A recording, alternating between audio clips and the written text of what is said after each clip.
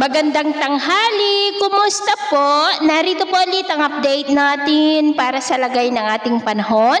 Ngayong tanghali po ng October 17, 2025. Sa ngayon po ay patuloy pa rin natin na binabantayan ang bagyong Ramil na nananatili po dyan sa silangan ng Bicol Region about 684 km east ng Catanduanes.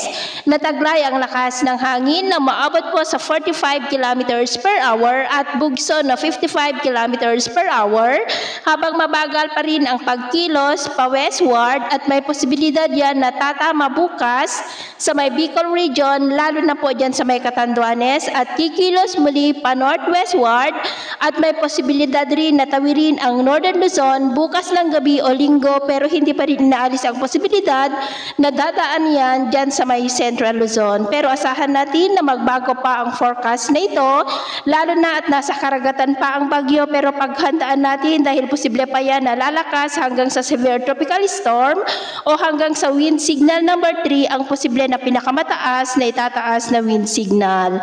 Sa ngayon ay nakataas pa rin ang tropical cyclone wind signal number 1 sa easternmost portion po ng Quezon, dyan sa may Tagkawayan. Ganon din po sa may Camarines Norte, Catanduanes, Camarines Sur, Albay, and the northern and eastern portions ng Sorsogon, sa may Donsol, Pilar, Castilla, City of Sorsogon, Gubat, Prieto Diaz, Kasiguran, Barcelona, Bulusan, maging po sa eastern portion ng Northern Samar, sa may Laowang, Katubig, Palapag, Mapanas, Gamay, Lapinig, Pambujan at San Roque. At sa nalalabing bahagi ng ating bansa ay maayos pa rin naman po ang lagay ng panahon, maliban lamang sa tsansa ng maulap na kalangitan na minsan ay may mga pulo-pulo ng mga pag-uulan sa silangan ng Cagayan, Quezon, Lobo, Bicol Region, Calapan, Northern Palawan, Aklan, Negros, Cebu, Bohol, Leyte, Samar Provinces at ilang bahagi ng Mindanao. At sa susunod na mga oras, mas maraming lugar na po ang makakaranas ng mas maulap na kalangitan with isolated rains, lalo na sa silangan ng Cagayan Valley,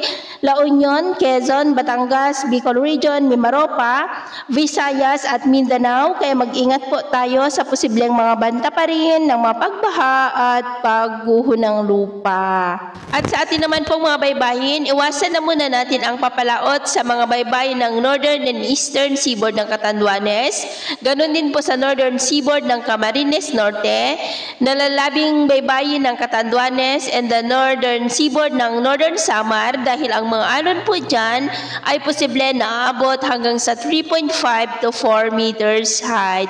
Kaya hanggat maaari ay iwasan na muna natin ang papalaot sa mga nabanggit na baybayin para po mas makaiwas sa mga sakunang pangkaragatan.